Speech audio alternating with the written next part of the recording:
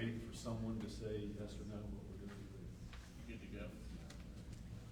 I think, actually, you should check with your team, don't Yeah. say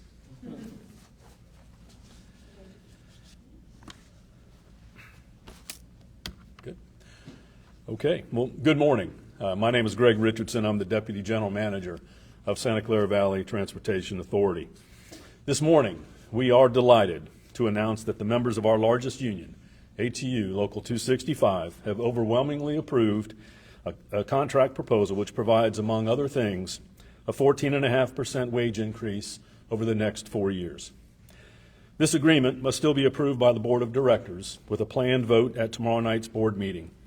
But the vote taken by the VTA employees, represented by ATU Local 265, marks the conclusion of an extended negotiation process that began almost a year ago.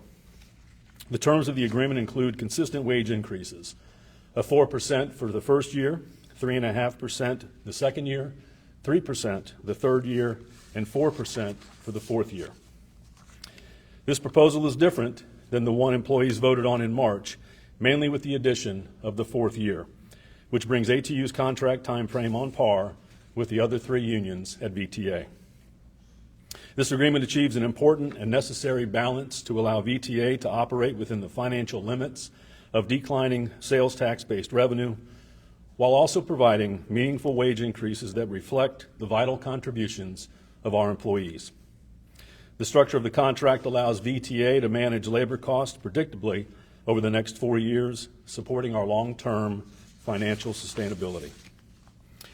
I do want to say on behalf of VTA General Manager Carolyn Gannott, who unfortunately could not be here today, I want to congratulate ATU Local 265 on their leadership and thank VTA frontline employees, not only for the support of this proposal, but also for their steadfast dedication to the work they do for the tens of thousands of riders who rely on VTA services every day. At this time, I'd like to introduce VTA's Board Chair, Sergio Lopez. Thank you.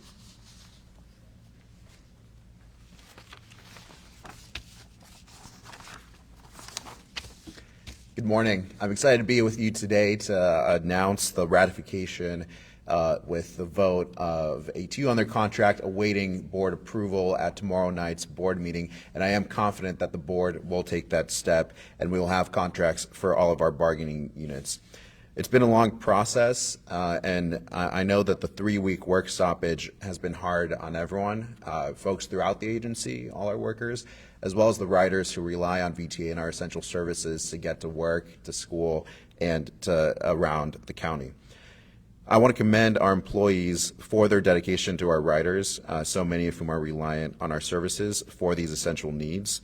And as I stated, I look forward to our board bringing closure to this process and getting us to final ratification.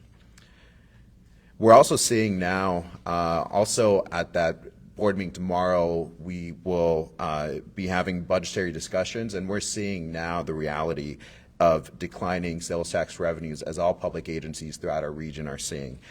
And we know that that's going to mean a couple of tough years financially. And throughout this process, one of my commitments as board chair has been to make sure that the discussions that we have in public with the board and with our workers are based in the reality of a fair deal for workers that provides certainty for 4 years, as well as for our agency to aid in that longer term planning process and for us to weather the coming financial storms. It also means an agreement that will provide stability for our customers and riders and the service that they rely on, while providing our employees with good wages and working conditions that they deserve. VTA employees are the backbone of this agency, and I've had the pleasure firsthand of speaking with many of them and knowing that they do this work to serve our community. The contract is a fair agreement that will benefit both employees and the riding public.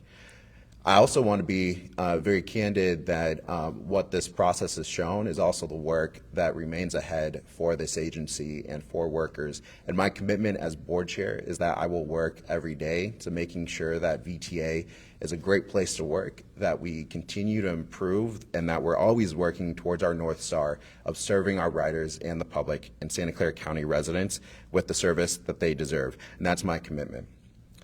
And I express my gratitude today to everyone who has played a role in getting us here today. Now I'd just like to make a few comments in Spanish for our Spanish language media outlets. Quiero retirar la opinión de Greg sobre el apoyo de nuestros empleados a nuestra propuesta de contrato. Yo sé que este ha sido un proceso largo y el paro laboral de 3 semanas en marzo fue duro para todos por nuestro condado. Dicho esto, quiero felicitar a nuestros empleados por su dedicación a nuestros pasajeros, muchos de los cuales dependen de nuestros servicios para cubrir sus necesidades básicas.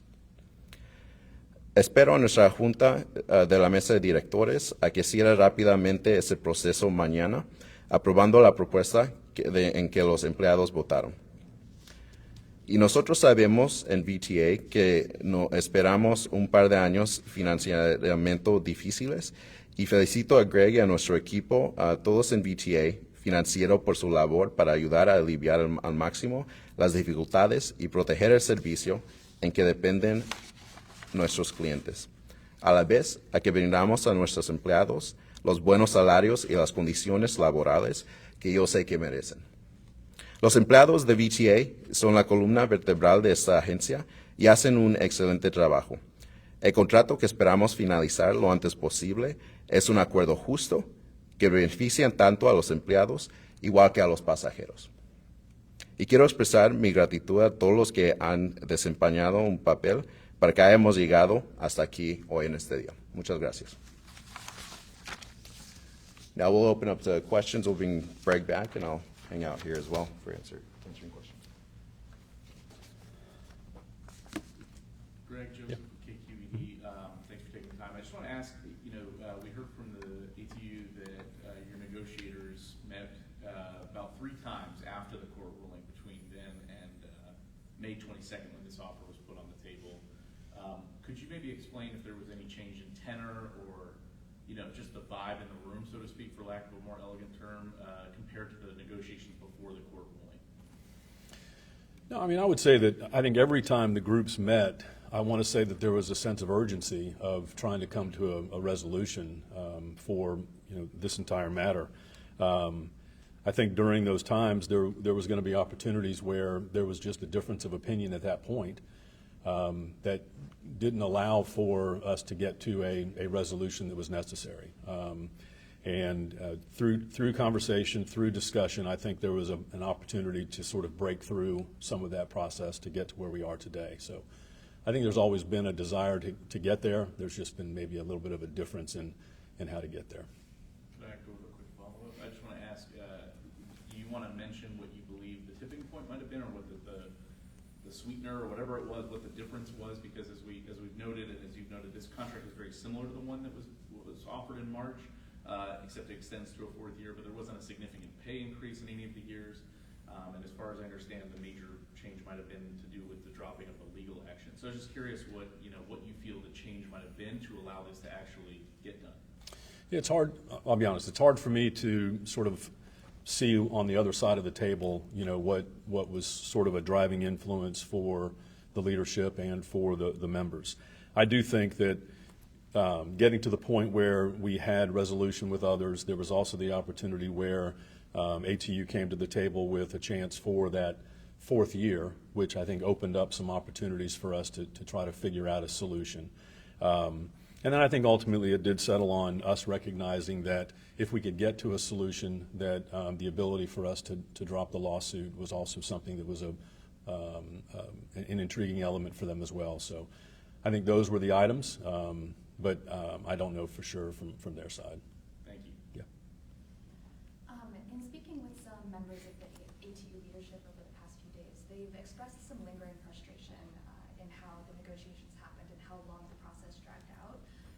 In their words, they put this a bad taste left in their mouth. And so how will the VTA going forward work to rebuild that trust with some of these Yeah, I mean, I think anytime you have a situation that has occurred for us as an agency, there's going to be an opportunity for us to sort of dissect the process and figure out if there's better ways in which to go about the process. I also believe that, you know, this went on a little bit longer than it probably should have, and there's some things for us to learn, and we'll have to sort of do a little deep dive to figure out exactly how that next process flows. The good news is we've got 4 years to figure that out, so we don't have to worry about having to go through this struggle for the next several years. So that's the good news. And Greg, I'm happy to address that from Yep. the board side as well.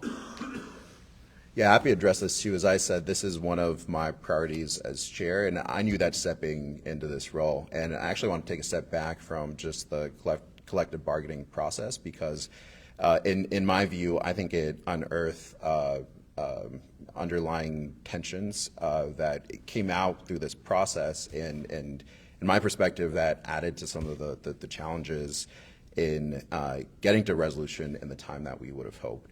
But it's also been clear to me through my experience with the agency that, one, that we have great employees who love working here, who love serving the public, and that there are complex issues going back many years, extending beyond this process. And so while I think some of what we saw, in my view, was symptomatic of some of those causes, there are deeper underlying issues that I think we need to address that aren't going to be solved through one contract or any one board action, for that matter, that will just take focus, time, and attention. So that's my commitment. And there's a number of priorities that and ways that we're addressing that, one of which we've created is the Culture and Climate Change Committee, which will have board representation at the table with union leadership and with VTA management to work on workplace issues. And so beyond just the contract negotiations, that would be my message to whether it's ATU or other employees or the public, is that we're committed at VTA to working on those issues. And there's many more mechanisms. And as I said, it will remain my priority as chair. So I look forward to working together to get to a good place on that. Any other questions? Great, thank you very much. Thank you all.